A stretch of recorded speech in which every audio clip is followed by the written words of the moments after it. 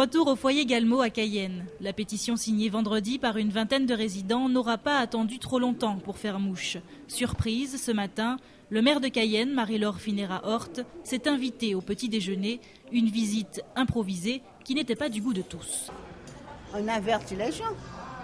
C'est les gens qui mangent là, pas pour eux. Mais nous qui ne mangeons pas là, on mange dans notre chambre. On vient me chercher. Ah oui, il faut venir tout de suite. Le maire est là. Elle devait nous avertir rien pour nous dire ça. Elle a dit comme ça que ça ne va pas fermer ici.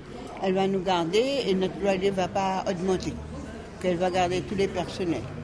Et puis, espérons. C'est une bonne chose. C'est une bonne chose. Elle a cherché à nous rassurer, à nous enlever de l'inquiétude. Après le passage tambour battant de Madame le maire, c'est Walwari qui s'est rendu sur place. Visite prévue cette fois avec Jean Parise. Madame le maire est venue faire son show ce matin. Il ne manquait que les pom-pom girls pour faire le spectacle.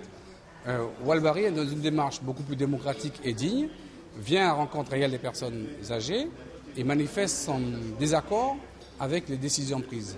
Le défilé politique continue. La question se pose donc forcément. Le foyer Galmo ne serait-il pas victime de récupération politique ? Il y a forcément, en tous les cas, je parle pour ce que je connais au niveau de la ville de Cayenne, il y a forcément une démarche de récupération politicarde, je veux dire. C'est vrai que les personnes âgées restent fragiles, au foyer comme à domicile. C'est vrai qu'en faisant une petite action, en un petit bon d'achat de 2 € ou pas, on va leur faire comprendre qu'on a fait des monts et des merveilles pour elles, ces personnes, et récupérer certainement leur vote ou alors leur procuration. Pour l'heure, l'équipe de Walwari, proche de Christiane Taubira, à qui une copie de la pétition a été envoyée, est venue écouter les résidents de Galmo pour mieux comprendre les enjeux de la dissolution du CIAZIC. Il est essentiel aujourd'hui que les collectivités locales qui ont pris la décision de démissionner du CIAZIC puissent dire de quelle façon ils entendent donc donner un nouveau souffle à cette structure. Et c'est pour ça que nous sommes là. Le foyer Galmo, le porte-drapeau du CIAZIC, là où semble se jouer toute la bataille pour la suppression de l'arrêté préfectoral qui en ordonne la dissolution le 31 août prochain. Alors que les résidents âgés du foyer Galmo font une pétition contre la fermeture du CIAZIC, les jeunes du FEJOC ainsi que les employés quittent les lieux dans l'indifférence générale. Les résidents, ils ont pour la plupart laissé pour compte et c'est eux les plus lésés dans l'histoire, puisque finalement on se rend compte que une structure qui était justement prévue pour leur venir en aide finalement ne remplit pas sa mission. Et aujourd'hui, les jeunes qui restent ici sont bien obligés de trouver rapidement une solution parce qu'on ne leur donne pas non plus de délai suffisamment raisonnable pour trouver un autre logement aussi. Il faut aussi le signaler et je trouve quand même que c'est quand même aberrant, mais bon. Vendredi, le foyer d'hébergement des jeunes de l'Ouest en formation à Cayenne sera déserté. La nouvelle est tombée sans explication au beau milieu du mois d'août. Un mail, un papier annonçant une fermeture au 31 décembre, c'est tout ce qu'ont reçu les employés. Pour les titulaires, c'est synonyme de reclassement. Pour les autres, il faudra chercher un nouvel emploi. La CCAS évoque des difficultés de financement. Léon Bertrand, président de la structure, parle d'électrochoc dans les pages de France-Guyane, fermé pour réveiller les collectivités indifférentes au sort du FEJOC. Encore une fois, les structures d'action sociale ne semblent pas intéresser les décideurs politiques guyanais. On est de plus en plus démunis, on est de plus en plus dépossédés de nos structures et puis on a l'impression surtout qu'il n'y a pas vraiment d'effort de fait, il n'y a pas vraiment d'écoute. Parce que on a beau avoir des idées, mais on n'a pas toujours une écoute ni un soutien pour que de telles structures puissent perdurer. Après le CIAZIC, c'est au tour du FEJOC de fermer ses portes. À quelques rues l'un de l'autre, les deux établissements ont la même date butoir. Ce 31 août promet d'être sombre pour les structures sociales installées à Cayenne.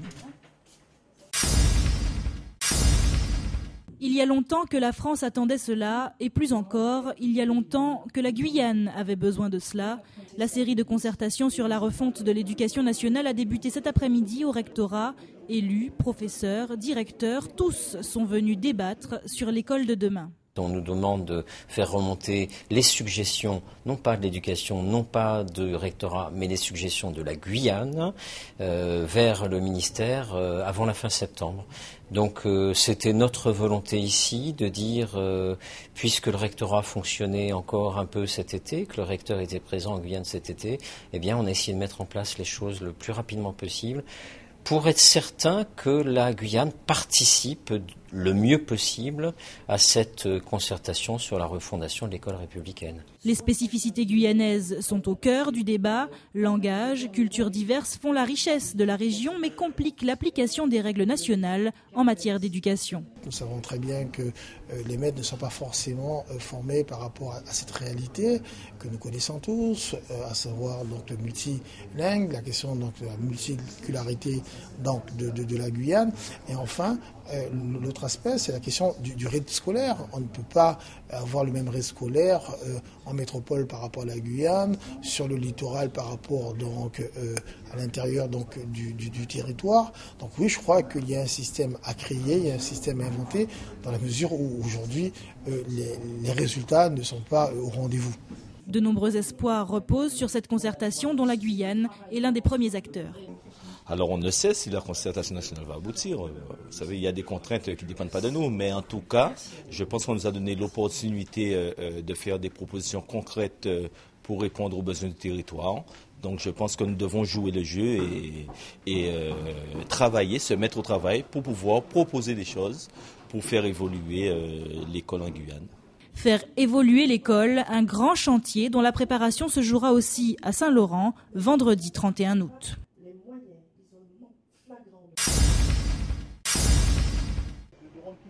Depuis 2006, Kourou est devenue la 4e ville de Guyane sur le plan démographique avec plus de 20 000 habitants. Une ville donc qui ne cesse de se développer. Et pour preuve, la ville a été retenue par l'État pour un réaménagement complet des secteurs paupérisés, à savoir le bourg et le village Saramaka. Une œuvre colossale puisque le budget est estimé à 42 millions d'euros. Seul bémol, une partie du commerce Saramaka est établie à l'endroit même où ces travaux doivent se faire. Sur ce terrain vague, plusieurs commerçants s'étaient installés sans autorisation, comme des coiffeurs ou des vendeurs de grillades. Certaines baraques ont donc été détruites, mais pour le sénateur-maire de Kourou, Jean-Étienne Antoinette, la priorité se porte désormais sur leur réinsertion et leur régularisation, avec la construction prochaine d'un centre d'art bouchilingué. La volonté de la municipalité, en partenariat avec l'État, avec la région, le département, mais également avec les habitants de ce quartier, cette volonté nous a conduit à réaliser ce centre qui, dans les plus brefs délais, nous espérons d'ici 1 an, va nous permettre à nouveau d'héberger, d'accueillir cette activité économique, cette fois-ci dans un cadre déclaré, avec des personnes qui seront en situation régulière. Une délocalisation saluée par les représentants de la tribu Saramaka. En effet, ce projet aura comme ambition d'améliorer les questions d'hygiène, mais également celle d'intégrer au mieux une population qui vit sur les terres guyanaises depuis maintenant plusieurs siècles. Aujourd'hui, tout le monde est content. Les gens sont après 11 ans, les gens sont devenus des propriétaires. Ils ont leur maison, ils ont acheté. Les gens sont contents maintenant. Ils ont vu que la situation d'avant n'était pas la bonne. Je ne suis pas pour l'assimilation, je suis pour l'intégration de la population.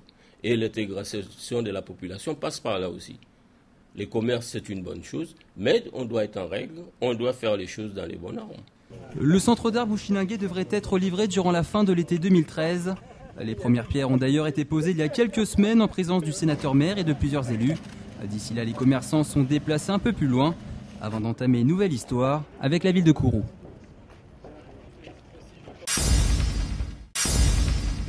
Encore une agression il y a 15 jours d'un médecin dans la commune de Matoury. Le syndicat des médecins de Guyane a invité la presse ce matin à la Domus Medica. Le docteur Bochic, victime de l'agression, n'est pas venu remplir la rubrique sensation forte, de quelque média que ce soit. En tant que personne individuelle, j'avais pas du tout envie d'en parler aux médias ou à qui que ce soit d'ailleurs, alors que par contre, je pense que si cette réunion a lieu, s'il y a eu des réunions avec le syndicat, c'est justement parce que ça peut être positif pour éviter que ce genre de faits se reproduisent. Des agressions sur les médecins qui sont monnaie courante en Guyane, la faute aux agresseurs bien entendu, et pas uniquement. Les médias ont une responsabilité lorsqu'ils dénigrent les médecins et influencent une partie de la population. La question de la réputation est largement évoquée. Ce n'est pas le procès des médias. Ce que nous avons voulu, enfin que mes confrères ont voulu montrer, c'est que sur le plan national, comme quelquefois sur le plan local, mais beaucoup plus sur le plan national, le médecin ou le professionnel de santé en général est considéré comme un fraudeur ou un profiteur. On parle de dépassement d'honoraires énormes, ce n'est pas le cas en Guyane. Nous ne pouvons pas être assimilés à certains excès qui font partie d'une minorité nationale. Et nous avons voulu simplement sensibiliser, vous sensibiliser, vous les médias, sur le fait que cette agression physique récente, Xème, vient en surajout d'une exaspération des professionnels de santé, de ce qu'ils font comme effort et de ce qu'ils voient écrit à leur sujet globalement. En fait, suite aux nombreuses agressions de personnels médicaux, paramédicaux, ça a eu un effet ras-le-bol et comment faire pour que dans l'avenir ça cesse. L'intérêt n'est pas tellement l'histoire de cette fois, mais c'est une parmi d'autres et ça suffit peut-être. Notre ressenti, c'est que les médecins de l'Hexagone n'ont strictement rien de commun avec nous. Et en fait, le but de cette invitation et de cette conférence de presse était de sensibiliser la communauté, que ce soit nos patients ou que ce soit les autorités de l'État, sur les conditions de travail, le domaine de l'insécurité et les agressions.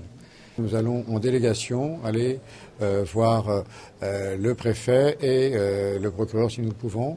Les professionnels de santé, médecins, s'identifient à l'ensemble de la population qui subit des agressions permanentes.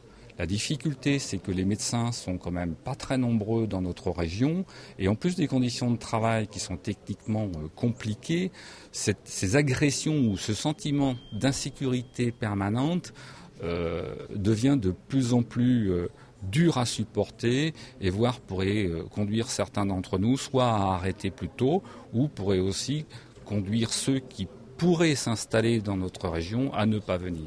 Une journée d'action et de sensibilisation aura lieu le mardi 4 septembre où tous les cabinets médicaux seront fermés. Mais pas d'inquiétude, une permanence en cas d'urgence est toujours ouverte. De toute façon, à chaque fois qu'il y a une fermeture de cabinet, il y a forcément toutes les précautions de prise et vous savez qu'il y a une structure, en tout cas en ce qui concerne l'île de Cayenne, qui est la maison médicale de garde libérale et il y aura toute la journée de mardi un médecin de garde à cette structure, comme il y a la nuit habituellement en semaine. Et d'autre part, s'il y a vraiment une urgence, les patients appellent le 15, comme ils le font aujourd'hui déjà.